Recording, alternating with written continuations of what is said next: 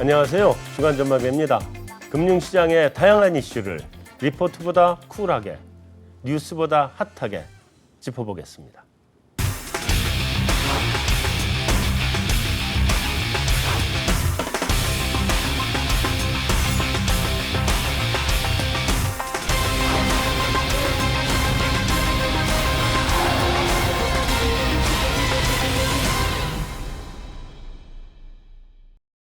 안녕하세요. 네, 안녕하십니까. 안녕하세요. 오래간만입니다. 네, 오랜만에 나왔습니다. 네, 저 두 분의 원래 관계는 제가 알고 있었지만 같이 나온 적이 한 번도 없어서 네, 또 피하더라고. 그러게요. 뭐 이렇게 또 우리 채권 팀들 모으기가 쉬운 게 아닌데 오늘 뭐 채권 애널의 수다가 아님에도 불구하고 채권 팀들을 모은 거는 뭐 얘기 안 해도 알겠죠. 네, 미국에 이제 갑자기 또 매파들이 그 언성을 높이기 시작을 했어요. 그래서 이 사람들이 도대체 왜 이러나 실제로 미국이 이제 금리 인상 준비를 들어가는 건가? 뭐 얘기 있잖아요. 9월 인상설, 12월 인상설. 네. 이제 9월이 며칠 안 남았으니까 네, 어느 쪽이냐를 이제 보는데 사실 나 기본적으로는 뭐 9월 못할 것 같다는 원래 생각이고 네, 12월도 지금 할 수 있을까 말까로 생각을 했었는데 요즘 발언 나오는 거로 봐서는 혹시 9월에 할래나? 이렇게 되는 게 지금 사람이 그죠? 맞아요. 이 시장이 항상 그 연준 FOMC 할 때만 되면 조심하고 그래서 이제 우리 돌다리도 두들기면서 가는 기분으로 한번 해보자 그래서 오늘 그 미국 금리 한번 보자 이러고 모신 겁니다. 네, 일단 뭐 잭슨홀에서 연설이 지금 일단은 예정이 돼 있죠. 네, 예, 근데 거기서 이제 무슨 얘기가 나올 건가를 미리 미국 경기 지표도 좀 한번 요즘 나오는 지표도 좀 보고 또 연준 위원들의 이 이상한 발언들 네. 드디어 이제 적정 금리 레벨을 얘기하는 사람도 나왔어요. 네, 윌리엄스 그죠? 총리. 그래서 그런 부분들 한번 짚어보자 이렇게 지금 생각이 듭니다. 정책 목표 금리가 근데 2%에서 3%라는 게 맞아요? 저는 그 정도는 어려울 것 내려야 되지 같아요. 않나 싶은데. 이게 잠재 성장률보다 분명히 어느 정도 더 낮는 게 저는 더 적정 금리라고 생각을 하는데 그렇게 된다면 나랑 좀 다른 생각이 나왔어요. 더 높으셔요. 네. 저는 사실 잠재 성장률보다 오히려 지금 경기 여건 생각하면 좀 더 낮아야 된다고 본다라면 네. 미국의 적정 금리도 한 1%, 그러니까 좀 장기적으로 봤을 때도 1%대라고 생각을 하고 있어서 그렇게 높게 굉장히 올라가면- 낮게 보고 네, 계시네. 좀 낮게 보고 있습니다. 그 이제 윤영구는 네, 저 같은 경우에는 최근에 그러니까 연준에서 적정 금리를 얘기하신 분이 두 명이 있어요. 네.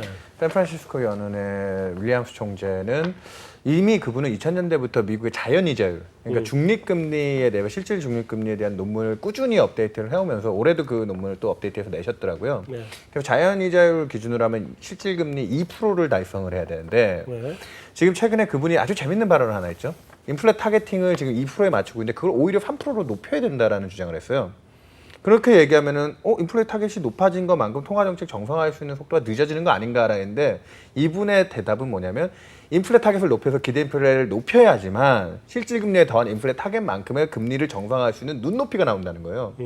그래야 연준이 이번에 최초의 점도표에 끝냈던 장기 롱텀으로 4%대 이상의 기준금리를 가져갈 수 있는데 최근에 보면 그 눈높이가 너무 낮아져서 또 한 명 적정금리 얘기하시는 세인트 루이스의 그 블라드 총재. 그 양반은 예전에 전통적인 접근법으로 하면은 기준금리가 뭐 2, 3%가 나올 수 있겠지만 그분이 이번 점도표에서 올해 한 번 금리 인상하고 2018년까지 금리 인상을 하지 말자는 주장을 하고 있거든요. 네. 적정금리가 뭐 아까 뭐 서양미 연구원도 얘기했지만 낮아진 이 저물가 기조에 좀 순응을 해서 1%대도 지금 채 올리기가 쉽지 않다라는 주장을 하는 주장도 있습니다. 저는 솔직히 그 두 분의 의견의 한 중간 정도 그 정도를 보는 게 맞지 않는가 생각을 하고 있습니다. 자 이제 그럼 여기로 우선 뭐 금융위기 이후에 여러 가지 지표들을 살펴봤을 때 그런 다양한 경기 부양책에도 불구하고 경제 지표들이 금융위기 이전 수준을 회복 못하는 부분은 분명히 어떤 구조의 변화, 패러다임의 변화가 미국 경제에도 어느 정도 지금 적용이 되고 있다. 이런 생각이 우선 들고요. 최근 상황을 봤을 때. 그리고 외신 기사를 보니까 이번 잭슨홀 컨퍼런스의 가장 주된 숫자가 532라고 하더라고요. 5%는 이제 자연 실업률을 네. 4점 후반을 했을 때 반올림했을 때 5, 그리고 적정 금리가 3인데 이 부분을 조금 낮춰야 되지 않냐. 그리고 2%는 이제 PC 물가 이 부분인데요. 여기서 뭐 크게 좀 공감이 갔던 부분은 여러 가지 부분에서 5, 3은 조금 낮춰야 되고 2는 조금 올려야 되지 않느냐라는 부분으로 접근을 했던데 네. 여기서도 뭐 최근에 3%가 만약에 적정 금리 레벨이라고 한다면은 과연 어느 수준까지 기다려야 그 미 연준이 그 적정 금리 레벨까지 올릴 수 있느냐 이런 의구심이 들기 때문에 소폭 하향 조정에 대한 시장 인식이 좀 더 무게 중심을 실지 않을까 이런 생각을 하고 있습니다. 며칠 사이에 시장이 뭐 왔다 갔다 발피를 못 잡는 것 같아요. 지표가 왔다 갔다 하고 나왔죠? 네. 어떻게 나왔어요? 특히나 가장 이제 이목을 끌었던 부분은 네. 신규 주택 판매하고 네. 기존 주택 판매인데 네. 양일간 발표가 됐었거든요. 네. 신규 주택 판매는 9년 만에 최고치를 기록한 반면에 네. 기존 주택 판매는 오히려 약보합, 좀 약세로 시장 예상치를 충족 못 시킨 그런 상황이 나왔습니다. 특히나 좀 주목해야 되는 부분이 7월 FOMC 성명문에서 부동산 관련 문구를 삭제를 했었습니다. 네. 그 전까지는 FOMC가 이제 항상 부동산 문구를 삽입을 시키고 개선되고 있다. 그리고 그 문구들의 미세한 조정을 통해서 향후 통화 정책의 신호를 포착할 수 있었는데 이번에 삭제를 했단 말이죠. 근데 전반적인 부동산 지표들은 좋아지고 있고 뭐 BIS에서 확인 가능한 명목 부동산 가격이나 실질 부동산 가격이 금융위기 이전 이제 서브프라임 터지기 수준 거의 근접한 수준까지 올라온 상황에서 통화정책 그 성명문에서 그 문구가 사라졌다는 부분은 여기서 이 문구를 좀 더 개선되었다라고 적시를 했을 때는 오히려 이 시장 참가자들이 굉장히 빠르게 통화정책 정상화 속도로 나가는 것이 아닌가라는 불안감을 가질 수 있기 때문에 삭제를 했었던 것으로 저희는 좀 추론을 해볼 수 있겠고요. 근데 뭐 최근에도 잘 나오고 있지만 이 지표들이 워낙에 왔다 갔다 하는 모습이라서 오히려 그런 부분들에서 채권 시장 금리 역시 1.5% 미 국채 10년물 기준으로 1.5% 레벨에서 상하방이 막힌 모습이 아닌가 이렇게 보여지고요. 좀 다른 부분은 또 말씀해 주실 것 같습니다. 부동산 지표들 요거 나오기 전에 네, 가장 지금 핫했던 이슈가 지금 그 비농업 네, 취업자 수 넌팜이잖아요. 맞습니다. 그거는 좋게 나왔었죠? 뭐 그 5월 달만 일시적이었던 걸로 보이고 네. 뭐 6, 7월 달 워낙 잘 나와서 3개월 이평선으로 했을 때 뭐 거의 급경사를 이룰 정도로 올라오고 있는 상황이고 이 부분에 대해서도 대부분의 지금 평가들이 뭐 그 부분은 굉장히 일시적이었고 우리 미국 경제 고용 시장은 굉장히 호조세를 보이고 있다. 이런 부분을 좀 입증하고 있다. 이런 긍정적인 평이 대다수인 그 것 3개월 같습니다. 한 평균 정도 내면 한 25만 개잖아요. 아니요. 그 정도까지는 안 그 되고 정도는 안 10만 되고. 후반 정도. 그 앞에 10,000대 한 번 찍었기 때문에 네. 15만 명대고 이번 6월, 7월이 다 25만 명을 넘겼기 때문에 굉장히 좀 6월이 30몇만 명 아니었었나? 6월이 35만이었네. 그렇죠, 30몇만 네. 했죠. 7월은 그거보다는 좀 낮았나요? 25만. 네. 그렇게 서프라이징들이 나왔고 네. 그 다음에 근데 아까 그 엇갈렸다라는 걸 가장 큰 특징이 미국 지표가 3분기 초 들어올 때만 해도 제일 약했던 게 논팜이 한번 무너지고 그 다음에 산업 생산 같은 기업 지표가 되게 안 좋았다는 그게 안 거죠. 좋았잖아요. 예, 굉장히 안 좋아서 좀 흔들렸고 소비가 굉장히 좋아서 미국 소비는 걱정할 게 없다. 전에도 제가 한번 출연했을 때 뭐 다른 위원 한 분이 그런 쪽에 미국 소비에 대해서 굉장히 긍정적인 평가를 했는데 이번 8월 달 들어서 또 이슈는 그 안 좋았던 논팜과 산업 생산이 굉장히 좋게 나왔어요. 산업 생산이 이번 7월 달 지표가 나온 게 좀 서프라이즈를 기록했고 반면 소비 지표가 좀 또 둔화가 됐죠. 둔화됐죠? 소비 심리 자체도 좀 꺾이고요. 그래서 이렇게 지표들이 계속 조금 좋았던 지표가 나빠지고 나빴던 지표 좋아지고 이런 혼재되는 과정들이 좀 나오고 있고 그러다 보니까 가격 지표들은 뚜렷한 방향은 지금 잡지 못하고 있고요. 사실 연준 위원들의 이 정도 매파 발언이면 좀 긴장감을 가질만 한데 그러니까 약간의 그 긴축에 대한 부담을 조금 느낄만 한데 금융시장이 그렇게 많이 지금 프라이싱을 해주는 편은 아닌 것 같아요. 그리고 지금 미국 부동산 시장은 어떻게 봐야 돼요? 지금 어디에 와 있다고 봐야 돼요? 사실 저희 미국 부동산 시장 같은 경우에는 알다시피 주택 관련돼서는 이제 금융위기 이전 수준에 도달하거나 조금 상회한 수준이긴 한데 네. 상업용 부동산이 상당히 많이 올라갔기 때문에 그쪽 관련돼서는 좀 우려를 제기하시는 분들도 있긴 하더라고요. 그래서 네. 그 가격이 거의 금융위 이전보다 30% 이상 올라가 있기 때문에 올라갔죠. 네. 네. 그쪽 관련돼서 이제 뭐 부동산도 그렇고 전체적인 주식도 그렇고 금리도 그렇고 다들 자산 시장에 대한 어떤 과열 이슈가 오는 데 있어서 부동산도 피크일 수도 있다. 금리도 피크, 주식도 피크, 부동산도 피크일 수 있다라는 얘기가 있긴 하지만 그래도 이게 더 오르는 건 어쨌든 약간은 견지해야 될 필요성도 이제 얘기를 하는 게 12월 금리 인상이라도 해야 된다라는 주장에 좀 뒷받침하는 근거가 아닌가 싶습니다. 근데 그 지금 그 부동산 시장이 레지덴셜 올라가고 커머셜까지 올라가면 이제 피크아웃이란 말이에요, 원칙적으로. 근데 지금 어디까지 와 있어요? 미국 그 피크아웃 하는 거예요? 아니면 앞으로 더 올라간다는 주장도 있고 뭐.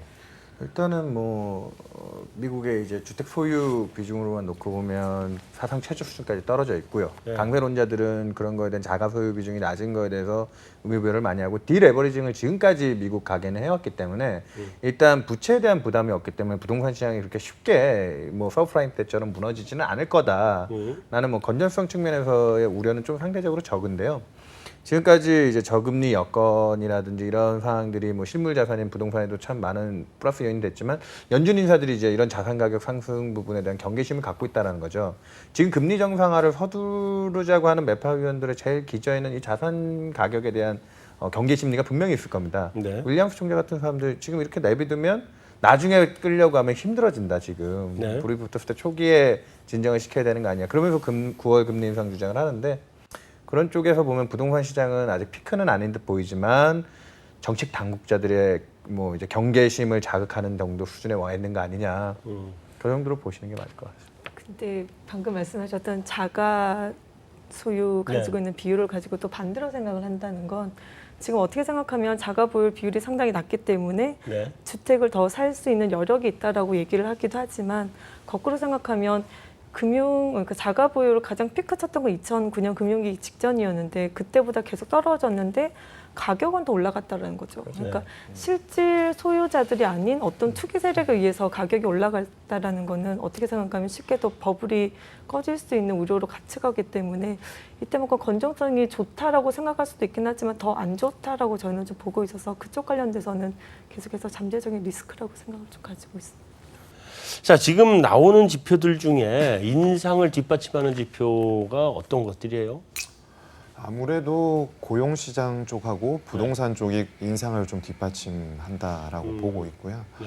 뭐 고용시장 쇼크 나왔지만 한 번씩 꼭 1분기 또는 2분기 초에 나오기 때문에 그게 쇼크가 추세가 된다면은 문제가 있다고 판단할 수 있겠지만 계속해서 고용시장의 양적 회복이 성공한 부분은 미국 그 전반적인 경제의 역동성을 좀 인정해야 되는 부분이 아닌가 이렇게 판단이 되고요.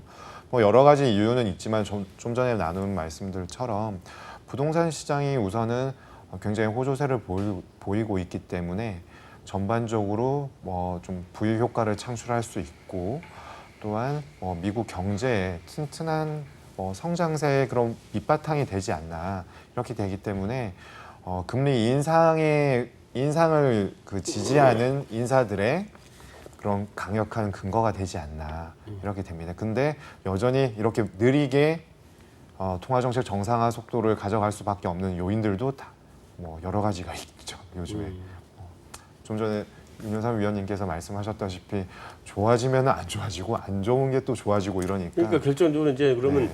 견조하게 좋은 지표로 나오고 있는 건 지금 부동산 시장밖에 없는 건가요? 그렇죠. 부동산 시장도 신규 판매나 이런 것들 기존 주택 판매 이거는 왔다 갔다 하는 거고 왔다 갔다 하는데 그래도 좀 가격은 추세가- 상당히 견조하고. 네. 특히나 뭐 S&P CS 20개 도시 이런 가장 보수적으로 나타나는 지표들도 그래도 뭐 꾸준히 상승세를 나타내고 있기 때문에 네. 부동산이 제일 좀 그나마 견조하다. 인상을 좀 지지하고 고용은 좀 전에 제가 말씀드린 것처럼 양적 회복은 어느 정도로 그 성공적인 수준까지 올라왔지만 네. 질적인 측면에서 뭐 옐런즈 대시보드에 나오는 여러 가지 지표들을 살펴보면은 괜찮아지고는 있습니다만은 금융위기 이전 수준까지는 회복이 못했다라는 부분이 나름의 고민거리라고 할 수 있을 거로 보입니다. 뭐 경제활동 참가율, 뭐 구인 퇴사율, 그리고 그 시간당 평균 임금 뭐 이런 부분들이 아직은 그 이전 수준은 못 갔고 회복은 되고 있는데 이런 부분은 단순히 지표로만 봐야 되나 이런 생각이 좀 들기도 합니다. 뭐 좀 전에 제가 말씀드린 여러 가지 패러다임이 좀 변한 부분도 분명히 반영된 것 같거든요. 그러니까 제가. 경제활동 참가율이나 뭐 고용률이나 이런 거는 지금 어쩌면 자연실업률 가설 논란처럼 자연 고용률 자체가 떨어진 걸 수도 있어요. 맞아요. 예. 그러니까 그거는 알 수 없거든. 그리고 또 하나 중요한 게 자연 실업률이 떨어졌을 때 역사적으로 미국의 임금 증가율을 놓고 보면은 자연 실업률 수준에서는 임금 증가율이 뭐 평균적으로 한 5%대까지 나오더라고요. 거의 그 저점 수준에 가서 그 임금 증가율의 고점들도 비슷하게 형성이 되는데 지금은 임금 증가율이 2%대거든요. 임금 증가율이 나와요? 네, 임금 어느 증가율 정도나 나와요? 지금 한 2% 중반 딱 2.5%. 잘 나오네. 잘 나오는 것 같지만 과거에 좋았던 시기에 고용이 타이트해졌을 때에 비하면 레벨이 한 절반 정도 수준밖에 안 됩니다. 그래도 뭐 얼마 전에는 거의 제자리 아니었었어요? 뭐 그래도 작년부터는 좀 상승하기 시작해서 네. YOY로는 네. 숫자 그래도 계속해서 2%는 좀 2% 유지가 는 유지하고 되고요. 있어요. 뭐 MOM으로 자꾸 늘었다 줄었다 해서 그렇긴 한데 네. 예, 뭐 괜찮습니다. 근데 그러면 지금 금리 인상을 서포트 하려고 그러면 네. 넌팜이 어느 정도 나와야 금리 인상을 서포트 한다고 봐요? 근데 그거 좀 논란이 있는 게 자연 실업률 수준 정도 떨어져 있으니까 사실은 논팜이 여기서 계속 20만 개 이상씩 찍어줄 수 있느냐. 그러려고 하면 이제 20만 개 정도가 벤치마크로 보는 거예요? 일반적으로는 20만 개 정도를 일반 뭐 그 정도면 안정적으로 늘어나는 수준이라 했는데 지금은 이제 연준 위원들도 다 거의 완전 고용에 다다랐기 때문에 이 속도로 계속해서 고용이 늘어나기는 어렵다라는 생각을 많이 가지고 있는 거죠. 지금 완전 고용 상태로 거의 왔다라고 본다. 뭐 그런 얘기들이 나오고 그러니까 있습니다. 그러면 이제 자연 고용률 자체가 그쵸. 밑으로 이제 네. 떨어졌다. 그러니까 경제가 위기를 겪고 난 다음에 한번 구조적인 변화가 있었다 이렇게 보는 거죠 지금. 그럼 20만 개가 꾸준히 유지되기는 어렵다. 지금 보는 거 비노 고용이 20만 개보다는 그러니까 임금이나 아까 그 신월연구원이 얘기했던 다른 어떤 질적인 지표들의 개선을 좀 보는 거지 단순히 뭐 비노 고용은 어느 정도 숫자가 좀 낮아진다라도 시장이 약간 받아들일 수 있는 그렇죠. 부분이 근데 아닌가 이제 어느 정도 선까지를 볼 거냐는 거죠. 그 두 가지를 다 물어보려고 그러는 건데. 그러니까 넌팜을 어느 정도가 벤치마크. 이게 뭐 지난번처럼 뭐 3만 개 이렇게 떨어지면 이건 곤란한 그렇죠. 거고. 네. 그렇지만 뭐 40만 개, 30만 개 이거는 사실 또 기대하기 힘든 거고는 그 전에 3만 8천 개가 떨어졌다가 조정한 거는 1만 몇천 개까지 내려갔었잖아요. 그리고 그 다음 달이 이제 35만 개인가 38만 개가 나온 거 아니에요. 그러니까 두 개 평균 내면 요즘 나오던 추세 그대로 나왔다고 맞아요. 보거든요. 15에서 20만 건 정도만 꾸준히 나온다라면 그 레인지에만 있어준다면 시장이 뭐 그렇게 비노 고용의 숫자 때문에 그렇게 우려하진 않을 것 같아요. 그러니까 그거는 한 15에서 20만 개 사이. 네, 저는 그 정도면 그렇게 금리 생각하고 인상을 뒷받침한다. 자 이제 그러면 아워리 웨이지는요. 시간당 임금 상승률이 어느 정도는 가야 금리 인상을 뒷받침한다고 봐요. 아까 얘기했듯이 역사적인 평균은 대략 5% 정도 수준을 보는데 그거는 거기까지는 지금 이제 5%는 거기까지 놔둘 수가 없을 거예요. 왜냐면 유유 노동력이 너무 많기 때문에 네. 지금 그쪽에 대해서까지 올라가지 못한다고 해도요. 지금 패드가 2% 중반대 임금 상승률은 옐런 의장조차도 그렇게 올라오고 있지만이라는 단서를 달고 있기 그럼 때문에 마음에는 아직 안 된다. 그렇죠. 대략 한 3%대 이상의 수준은 나와줘야 되지 않느냐. 그래야 코어 기준으로 인플레도 아마 지금 그 PC가 1% 중반대거든요. 한 1.6대 7대. 근데도 그걸 스탠리 피셔는 이제 뭐 목표를 향해 2%를 타겟 향해 간다라고 얘기하는데 임금이 3% 이상 정도 넘어줘야 그쪽도 타겟에 가지 않겠냐 그렇게 보는 것 같아요. 물가는 어느 정도 가야 돼요? 2% 레벨 가지고 안 되는 거 아니냐는 얘기가 또 나왔다 그러던데. 우선 뭐 CPI는 지금 2%를 넘고 있는데 PC가 여전히 그 한번 작년 초에 한번 이렇게 레벨 다운되고 올라오고 있는 속도가 CPI에 비해서 좀 느리기 때문에 코어 기준 얘기. 예, 코어. 예. 코어 PC가 지금 1.6, 1.7에서 왔다 갔다 하고 있고 2%대 좀 전에 말씀하셨다시피 스탠리 피셔 부의장은 말씀은 하고 계시는데 시장이 별 반응이 그렇죠. 이거를 과연 믿어야 되느냐. 뭐 그거는 알지만 언제 갈지 모르지 않습니까? 여러 그렇죠. 가지 이유들 때문에. 그리고 물가 같은 경우에 사실 작년보다 레벨이 많이 올라오긴 했는데 이거를 시장이 예상했던 컨센 대비로 비교를 좀 약간의 물가의 서프라이즈 지수처럼 생각을 해본다라면 작년에는 예상보다 다 약간 실제 수치가 높게 나왔는데 올해 들어서 특히 최근에는 시장의 기대보다 계속 물가나 PC가 다 낮게 나오고 있거든요. 그래서 저는 그런 게 물론 레벨적으로 올라왔기 때문에 약간 뭐 금리 인상 관련돼서 시장 금리가 그만큼 반영 못하고 있는 거에 대해서 경계에 바로 나올 수 있긴 하지만 실제 물가 상승 압력이 아직도 상당히 낮다라고 보고 있고 기대에 못 미치는 모멘텀을 갖고 있다는 생각을 가지고 있어서 연준 위원들은 사실 시장 금리 때문에 그렇지 저는 실제 지금 물가를 봤을 때 이렇게 강하게 매파적으로 꼭 발언할 이유는 좀 없다라는 생각을 가지고 그러니까 1.7 정도라고 하는 게 지금 전년 동기 대비죠. 네, YOY. YOY로. 근데 1.7에서 지금 유가가 요즘 많이 올라갔으니까 유가 올라간 부분을 제거해 버리면 지금 1%는 나와요. 그러니까 코어 기준으로 보는 1% 건데 내외로 왔다 갔다. 1% 내외밖에 네, 안 되는 네, 거죠. 그쵸. 그러면 지금 현재 상태에서 물가를 놓고 봐서는 금리 인상은 하기 힘든 거 아니냐는 저는 개인적으로 물가를 봤을 때는 금리 인상 좀 어렵다라는 생각을 가지고 있고 어렵다. 이게 기대 인플레이션을 또 생각을 한다 하더라도 이제 여러 가지 지표들의 뭐 페드의 기대 인플레이션도 나오고 각각 네. 소비자 심리에서도 나오는데 그나마 좀 좋아진 거는 미시건대 그 소비자 심리에서 나오는 기대 인플레이션이 향후 1년, 향후 5년의 기대 인플레이션이 나오는데 네. 5년에서 1년 사이의 갭을 보면 사실 금융위기 이후에는 1년 뒤보다 5년 뒤에 물가 상승이 훨씬 낮을 거라는 기대가 컸었는데 지금은 그래도 그게 거의 제로 수준에 그러니까 지금이나 5년 뒤나 물가 상승이 그래도 비슷할 거다. 그러니까 디플레에 대한 우려는 줄었기 때문에 그나마 좋아지긴 했지만 사실은 이게 플러스권으로 확실히 안정적으로 가야지 약간의 사람들이 향후 1년이 아니라 좀 중장기적으로 어떤 기대 인플레를 가지고 수요도 늘어나고 다른 어떤 수요 측면에 인플레 압력이 생긴다고 보고 있기 때문에 지금은 좀 연준 위원들이 너무 그러니까 금리 과열 때문에 하는 거지 인플레 때문은 아니다라는 생각을 가지고 있습니다. 유가도 사실은 뭐 코어는 아니지만 워낙 변동성 있는 뭐 이런 것들이나 농산물 가격이나 이런 건 그때그때 변동이 되니까 그렇다고 치는데 그럼에도 불구하고 유가가 저게 레벨이 최소한 지금 수준에서는 유지돼 줘야 앞으로 안정적으로 그 물가가 갈 텐데 저게 또 떨어지면 이제 곤란한 거 아니에요? 그렇죠. 그런 건데 유가는 어떻게 봐요? 뭐 계속 밑으로 내려가고 막 헤매고 그러던데 나는 그 주유소 갈 때마다 좀 행복해져가지고 근데 최근에 또 사우디가 약간 감산 이슈 얘기 나오면서 40불까지 떨어졌던 WTI가 다시 뭐 40불 후반까지도 또 올라오긴 했는데요. 45에서 한 47 사이 이렇게 예, 왔다 갔다 거기로 하죠. 또 리바운드업 했는데 기본 유가 방향을 바꿀 정도의 모멘텀은 없는 것 같고요. 네. 무엇보다 제일 중요한 건 지금 원유 가격이 원래 올해 초만 해도 한 40달러, 50달러 근처 가면 채권 시장 다 죽을 거라고 생각했어요. 네. 그 정도면은 공급 쪽에 물가 상승 압력이 세게 들어오면서 인플레 계단을 자극하면 금리가 오르지 않겠냐. 근데 실제로 유가가 40% 왔는데 채권 시장은 여전히 사상 최저 수준에서 금리가 머무는 거죠. 네. 제일 중요한 포인트는 기대 인플레를 별로 자극 못했다는 거고 그 유가를 자주유지하는 게 수요 쪽이 아닌 공급 사이드 이슈만으로 왔다 갔다 하다 보니까 그거는 모두가 이렇게 통제할 수 있는 안정적인 유가라고 보지 못하는 거거든요. 그러다 보니까 유가 같은 경우에는 지금 50불 근처에 오니까 미국에서 나타났던 현상 중에 하나가 문을 닫아놨던 그 셰일의 그 리그라고 하죠. 네. 그 원유 채굴 시설들이 다시 재가동되는 모습이 나옵니다. 지금 최근에 그 수도꼭지 열면 된다며요. 그렇죠.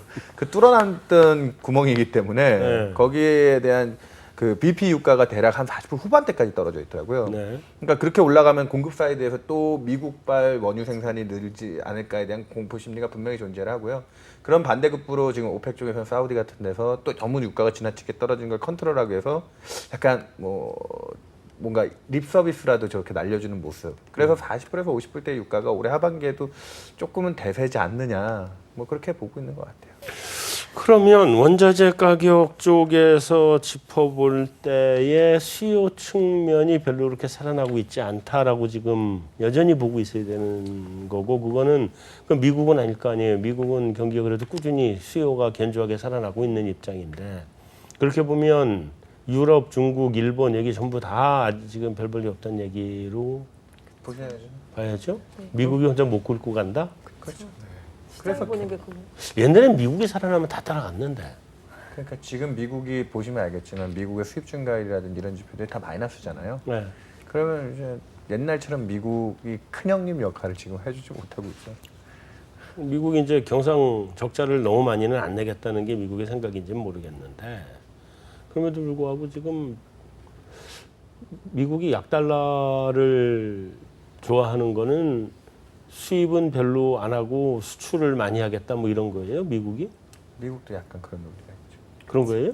그런 얘기가 금융위기 이후로 걔네가 표방했던 방향은 그런 거긴 하죠. 아니 올해 제일 극단적으로 대선만 봐도 클린턴하고 저기 트럼프 다 보호무역주의를 들고 나와서 네. 미국에 유리할 수밖에 없는 환경을 조성하겠다라고 하는 정책인데 그런 부분을 보면 미국 경제가 제일 양호하지만 옛날과 같은 빅브라더는 이제 안 하겠다. 못한다 이런 쪽인 것 같습니다. 자, 그럼 어떻게 봐야 돼요? 이번 9월이에요, 12월이에요, 아니면 이번 잭슨홀 컨퍼런스에서 어떤 얘기 나와요? 지금 시장의 컨센서스는 사실은 9월 금리 인상 기대를 연방금리 선물엔 20% 내외 정도밖에 프라이싱을 안 해주고 있습니다. 연준 인사들의 매파 발언 강도에 비하면 많이 긴장을 안 하고 있는 거고요. 네. 사실 연준 인사들이 그래서 더 매파 발언을 하고 있는 건지 몰라요.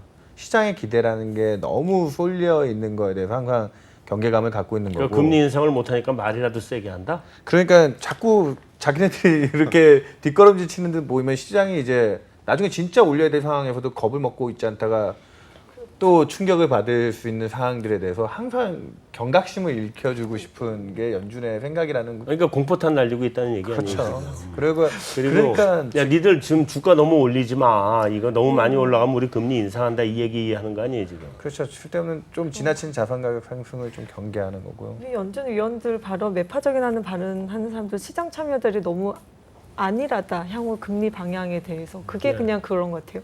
지금 우리가 당장 올리진 않더라도 사실 향후 1년 내에 금리 인상할 수 있는 폭을 선물 금리가 한 25bp, 그러니까 한 차례 정도, 향후 1년에 한 차례를 반영하고 있거든요. 네. 근데 상반기까지만 해도 2차례 정도 반영을 했었고요. 사실 작년에는 뭐 3차례, 4차례 이상도 반영을 했었는데. 작년에는 점도표 4개까지 그쵸. 나왔었으니까. 근데 지금은 이걸 너무 적게 반영하고 있다. 연내도 아니고 향후 1년, 내년 8월까지도 한 차례를 반영하고 있다는 거는 시장이 너무 기대가 낮기 때문에 이거에 대한 기대 조정이 필요하기 때문에 이런 발언을 하는 게 아닐까 싶습니다. 이제 말로만 이제 공포탄을 뻥뻥 날린다. 뭐 그래서 뭐 여차하면 12월에는 어떻게 해볼 수 있겠지만 사실 9월에 한다는 건 그래서 저는 지금 딱 드는 생각이 작년 10월 달에 금리 인상 직전에 옐런 입에서 나왔던 단어가 넥스트 미팅이었어요. 그 단어가 굉장히 중요한 시그널이었고 올해 5월 달에도 사실 요거와 유사한 분위기가 있었습니다. 미국 지표가 좀 잘 나오고 했을 때 연준 인사들이 뭐 지금 했던 더들리조차도 또 연내 금리 인상 얘기하고 여러 매파 의원들이 발언을 강조하면서 심지어는 5월 마지막 주에 옐런 의장이 수개월 내라는 단어를 꺼냈어요. 했죠. 작년에 넥스트 미팅 이후로 굉장히 유의미한 발언이다라고 시장이 딱 파악했는데 그 다음 주에 고용 지표가 망가졌고요. 3만 명으로. 그리고 그달 브렉시트가 터졌고요. 그러고 나서 지금 2달을 또 시장의 기대는 확 낮아져 버린 상태에서 연준 인사들이 미국 지표가 조금 서포팅 되니까 이것도 시장이 너무 과하다라는 인식인데 그래서 일부 인사들의 매파 발언이 나왔는데 과연 옐런 의장이 5월 마지막 주에 그 수개월 내라는 발언을 꺼내고 작년에 넥스트 미팅이라는 단어를 꺼내서 액션을 했는데 이번 잭슨홀에서 그 정도 시그널을 주고 9월 금리 인상을 단행할 거냐. 저희는 만약에 9월에 하고 싶다고 해도 9월 첫째 주에 나올 주요 미국 지표들을 최대한 확인하고 움직이고 싶을 거라는 생각이 있을 거라고 보고 있고요. 네. 그 정도 자신감이 있으면 이번 잭슨홀에서 넥스트 미팅이라는 단어가 나오겠죠. 하지만 시장의 기대는 거기까지 가지 않는 것 같고 저희도 이때까지는 공포탄이 좀 유력하지 않느냐 지금까지. 아이고 원래 브렉시트도 공포탄인 줄 알았어. 나. 알고 보니까 다 까보니까 나가잖아. 그렇습니다. 근데 이번 잭슨홀 미팅에서 옐런 의장이 얘기하는 게 통화정책 수단들에 대해서 발언하겠다고 한 걸 보면 네. 사실 다음 미팅이란 이런 얘기보다는 우리가 역시 여러 가지 방법들을 많이 가지고 있다라는 걸 다시 한번 얘기하면서 그냥 시장의 경계를 좀 강화시킬 것 같고요. 작년에 사실 작년 12월 인상이 적절했느냐 아니었냐에 대해서 논란이 상당히 많긴 하지만 그때 12월에 전 할 수밖에 없었다라고 생각을 하는 게 걔네가 연내 인상이라는 얘기를 너무 많이 했었어요. 그러니까 그걸 네. 안 했을 경우에 정말 정책의 신뢰성이 망가지기 때문에 했기 때문에 전 지금도 정말 수개월은 하더라도 연내라는 단어에 대해서는 굉장히 조심스러울 때 사실 12월에 할 수 있을지 없을지 이게 대선 이후에 또 어떤 흐름이 나올지 모르는 상황에서 쉽사리 통화 정책에 대해서 강한 어떤 뭐 자기도 어떻게 생각하면 족쇄가 될 수 있는 그런 단어들을 이번에는 좀 꺼내기는 어렵다는 생각 가지고 있습니다. 미국 대선은 어떤 영향을 미칠 것 같아요? 다들 미국 대선 때문에 금리 인상 못할 거다 지금 이런 얘기들 하는데 관계 있을 것 같아요? 그게 11월 FMC에서는 좀 어렵다라는 생각을 하는 게 제가 과거 대선이 있었던 시기에 쭉 통화 정책을 했더니 사실 그 전달에는 한 번도 변경한 적이 없긴 하더라고요. 이제 그 직후에는 물론 인상을 했던 적이 있었고 그 한 두 번 전에는 한 적이 있었는데 다들 그런 느낌 때문에 이번에는 어렵다는 11월은 적어도 어렵다는 생각을 그러면 9월 아니면 12월밖에 없네. 근데 9월은 사실 저는 아무리 생각해도 지표가 아직 받침이 안 되는데 네. 빠르다는 생각이 빠르다. 정치적인 부분은 좀 예측하기 어려운데 그나마 다행인 게 말씀하셨다시피 그냥 일반적으로 저희가 상식적으로 생각했을 때 데이터 디펜더한 측면에서 살펴보면 9월에 금리 인상하기는 좀 부족한 면이 많기 때문에 설사 이제 만약에 저희가 예측하는 입장에서 9월에도 할 수 있다라고 하면 정치적인 부분과 연계해서 생각해야 되니까 되게 곤혹스러운데 다행히 명분을 아직은 못하는 수준인 것으로 좀 해석이 되니까 뭐 대선도 있고 지표도 아직 회복이 안 되었으니 9월보단 12월이 낫지 않느냐. 근데 만약에 자. 트럼프가 되면은 금리 인상을 할 수 있을까요? 트럼프의 공약 중에 하나가 옐런 의장을 교체해서라도 이 통화 정책 완화 기조를 계속 유지하겠다, 강하게 가겠다라는 게 공약인데 완화 기조로 가겠다. 네. 금리 인상 안 하겠다. 재정도 더 쓰고 어. 다시 뭐 제로 금리 정책까지 또 거론했던 게 트럼프의 얘기였거든요. 이제 마지막으로 우리 항상 하는 자 9월에 인상 있다 없다. 있다 손 들어주세요. 아무도 없을 줄 알았어. 12월에 있다 없다 손 들어주세요. 있다. 둘이 12월에 있다. 둘이 이제 드디어 이제 갈라지기 시작하겠어. 자 이제 드디어 이제 좀 싸움을 붙여야 돼. 여태까지 계속 뭐 서로 지원성 발언만 하니까 여기는 있다. 네. 어떤 말씀드렸듯이 저도 뭐 12월에 100%는 아니지만 사실 12월에 이제 여러 가지 너무나 정책 기대가 지연되는 거에 대해서 어느 정도 네. 보완성으로 한 번은 나타날 수 있는 상황이면 작년 12월처럼 네, 게다가 정말 자산 가격이나 아니면 시장의 기대나 이런 거를 봤을 때 이번에도 타이밍을 놓치면 사실 저는 미국 경기가 모멘텀 오히려 꺾여가고 있는 시기다라는 생각을 가지거든요. 이게 통화 정책이 긴축이 아니라 정상화의 관점에서 간다라면 사실 꼭 뭐 긴축의 필요성은 아니지만 약간의 시장이 어느 정도 경계는 유지를 시켜주고 그 가운데서 단기 쪽 금리는 약간 조정을 해서 자산 가격에 대한 경계심을 심어주는 정도라고 보고 있고요. 금리 인상이 사실 그렇게 경계 충격이 가지 않을 거로 생각하기 때문에 사실 인상을 해도 된다라는 생각인데 이게 당연히 이번에도 인상을 하면서 또다시 굉장히 점진적인 지금과 같은 완만한 어떤 금리 인상 기조를 유지할 거다라고 본다라면 사실 전 장기 금리가 그렇게 올라갈 리는 없다라고 보고 있어요. 다른 쪽에서 지금 미국제에 대한 수요가 있기 때문에 미국 장기 금리가 그렇게 올라가지 않는다라면 미국 입장에서 오히려 약간이라도 어떤 통화 정책을 정상화해서 다른 어떤 여지를 만들어두는 게 맞지 않을까라는 생각에서 12월 가능하다고 보고 있습니다. 여기는 왜 안 가능하다고 봐요? 저희는 하우스비가 브렉시트 터졌을 때 이제 연내 금리 인상이 없다라고 바꿨고 최근에 이제 많은 지표들 호정과 연준 인사들의 바람을 보면 뭐 12월에 금리 인상 가능성이 높아진 건 저희도 인정합니다. 그래서 9월 달에 만약에 금리를 올리지 못한다고 하더라도 뭐 다음 그 인상에 대한 시그널들은 충분히 줄 수 있다라고 보는데 뭐 대선에 대한 정치적인 이슈도 있지만 저 개인적으로는 최근에 9월 금리 인상을 거론했던 비둘기의 수장인 더들리아 같은 사람이 얘기하는 제일 포인트 중에 하나가 달러 얘기를 많이 한다는 거죠. 네. 심지어는 이번에 G20 회담에서 제이콥 루 장관도 일본의 엔화 약세 정책에 대해서 조금 원색적인 뭐 그렇게 하면 안 된다라는 발언을 꺼냈거든요.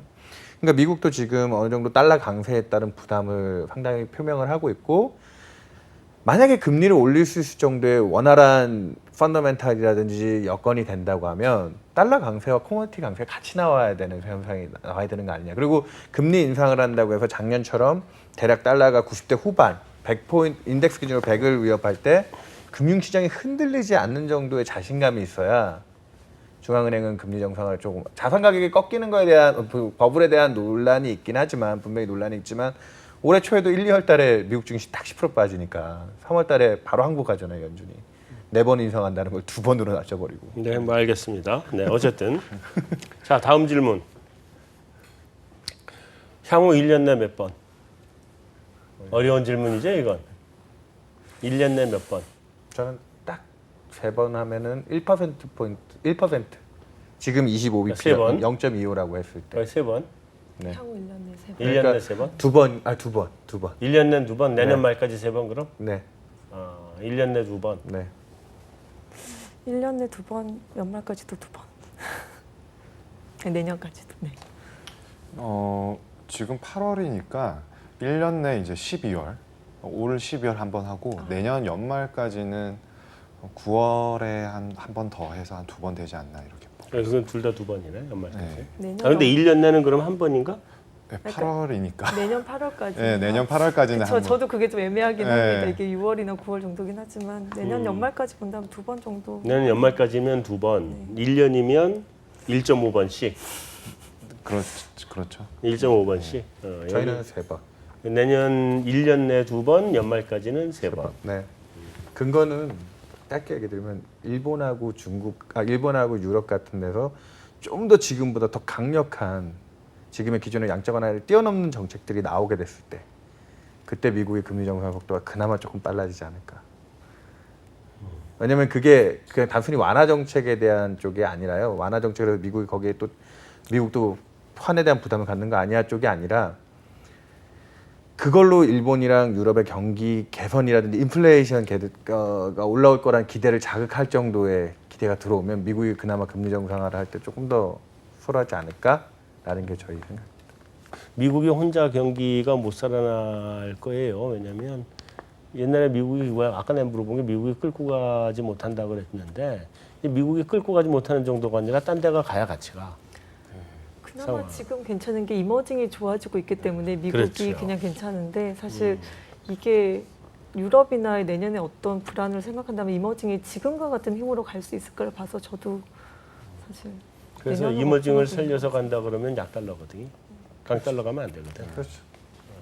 근데 내년에 이제 유럽하고 일본이 살아주느냐가 관건인데 그럼 유럽하고 일본이 살면 중국도 살아 올라오니까.